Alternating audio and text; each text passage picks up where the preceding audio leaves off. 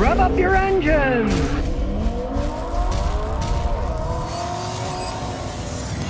Well, if you like seeing expensive cars crushed, you might go to the Philippines. In the Philippines, their customs just crushed a McLaren 620R and $1.2 million total value in other cars. It turns out that they're tired of people illegally importing cars into the country, and they are crushing them with a backhoe. They want to crack down on illegal importation of cars into the Philippines. Now, back in 2018, they had a big event where there's a tractor that drove over $8 million worth of cars that were lined up in a monster truck, and they just crushed them all. Their theory is that if you crush all these expensive cars that were illegally imported in the country, it may discourage people from trying to import any further ones. Now, so far, they've crushed this McLaren. There was only 350 of those ever made, so now there's one less. Crushed Lotuses, Bentleys, 911s, SLK, a Genesis Coupe, and strangely enough, a Toyota Solara convertible.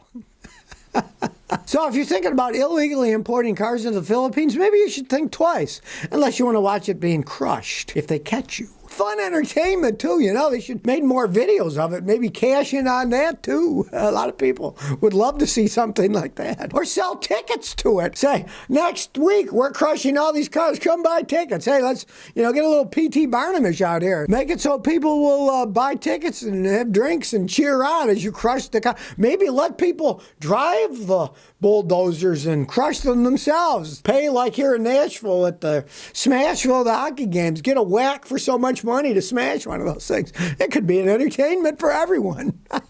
John Tardif said, my steering is too light. It's very sensitive. I got a 98 GMC 2500. At 50 to 55, it's no fun to drive. You're having to make little steering adjustments. Now, the front isn't worn and it's aligned. The tires are fine and they're not wearing funny. Is there anything can do to make it that sensitive? If it's way too sensitive, you're always making adjustments on it. One, whether it's sensitive or not, you shouldn't have to make any adjustments. It doesn't matter if your power steering works or doesn't work at all. When you're going straight down the road, it should go straight. If you have to keep making adjustments, there's something wrong in your suspension system. Something is wrong. Ball joints, tie rods, get a pro like me to check it out. Go to a good alignment shop, have them check out the whole front end, because you should never have to make adjustments. Now, on the other hand, let's say you're turning and it's just way too easy to spin the wheel back and forth. That would mean that for some reason, your power steering system is over boosting. And in that case, it would be the boost unit itself. The pump builds up pressure that goes to it,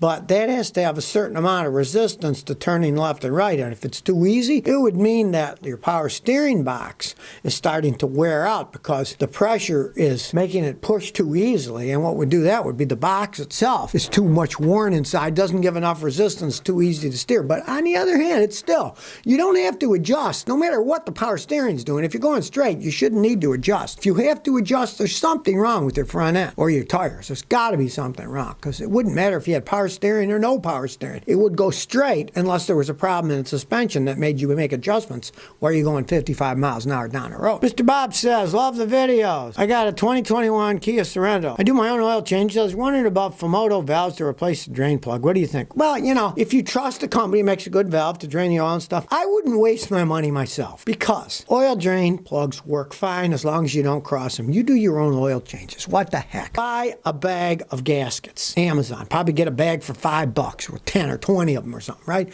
Every time you change the oil, put a new gasket on, put it on. Foolproof. It's not going to break as long as you use a new gasket every time, and it costs practically nothing. I personally don't trust a lot of those drain valves, because, hey, what if they break and they open up going down the road? A drain plug with a gasket on tight is never going to break. It will last forever as long as you do it right, and you're changing your own oil, so what the heck? I'd leave them alone myself. I would just use a regular drain plug and a gasket. Just buy a bag of gaskets, so every time you change, you don't want to be changing your oil, say, oh man, I need a gasket now, but my the oil's drained out. No, buy them ahead of time like I do. Alex C. says, I got a Ford truck, it won't start. 91 Ford. It cranks, but it won't fire. It's got spark. The fuel pumps aren't making any noises. I checked, but the new relay, it still won't start. What could be wrong? First thing you want to do That's an old truck. It's a 91, right? Check your ignition switch. You turn the car to start it, the ignition switch sends power to everything. Obviously, it's sending power to the ignition system. You got spark. Maybe it's not sending power to the fuel pump. It could be the switch is just wearing out. That's a movable part. You tried the relay didn't work. Just check that. Now, let's say it does have power. So then you got a wiring or a computer failure. It's an old truck. It's a 91. Heck, get new wiring, run it from the fuel pump to the ignition switch direct. So that it's got power when you turn the key, and leave it that way. If you want to be a fanatic, you could put a relay and wire it in. But it's so easy to rewire it versus to work on the computer systems. I would just rewire it. It goes off the switch. Or if you want to be really cool, get a toggle switch and rewire it off a toggle switch.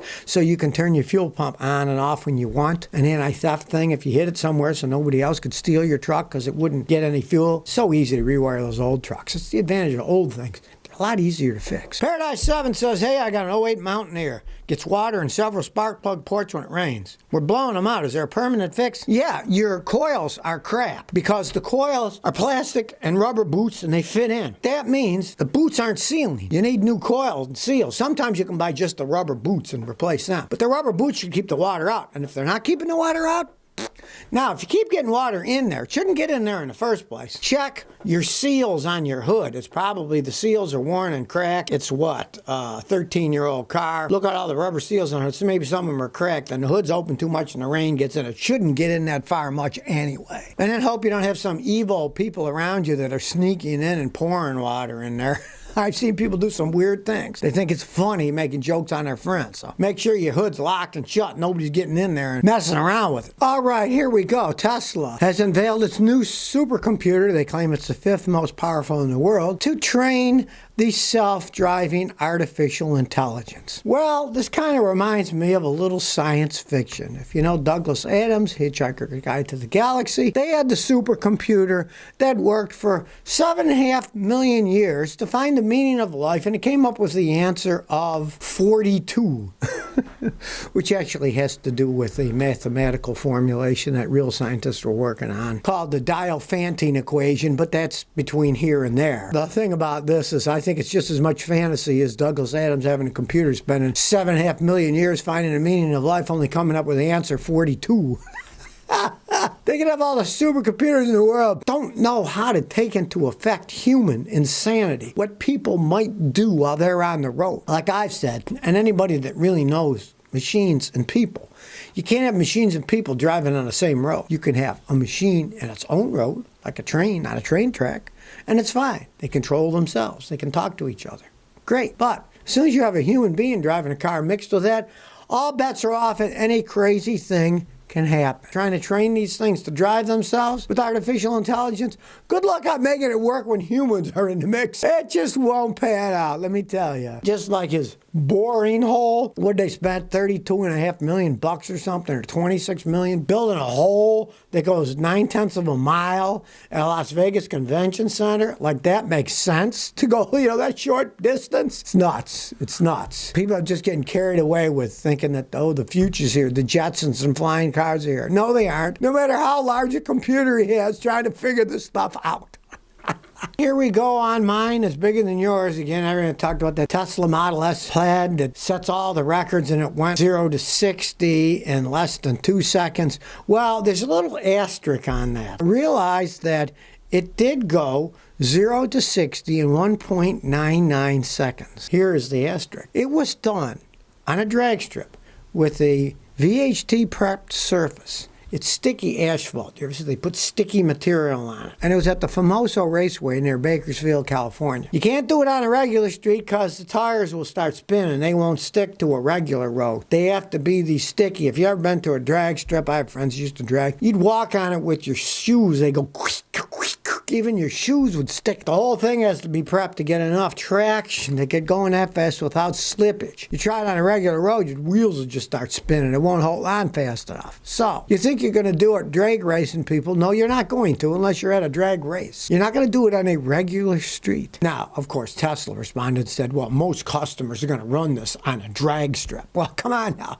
It's supposed to be a street car for driving on the street, not a drag strip car. And you might not be allowed to do it because they have to have safety. The faster the cars go, the more safety equipment they need. So a lot of drag strips probably wouldn't even allow them to go on their drag strip. Why? In a lot of places, quarter-mile drag strips have been shrunk down to eighth-mile drag strips because you can't get going as fast on an eighth mile as you can as a quarter mile. The insurance regulations and everything they have to do to be able to make the cars go so fast. You can go a lot faster in a quarter mile than you can in an eighth of a mile. That's why a lot of them are eighths of a miles now. So take all this stuff with a grain of salt. If mine is bigger than yours, only in very specific situations.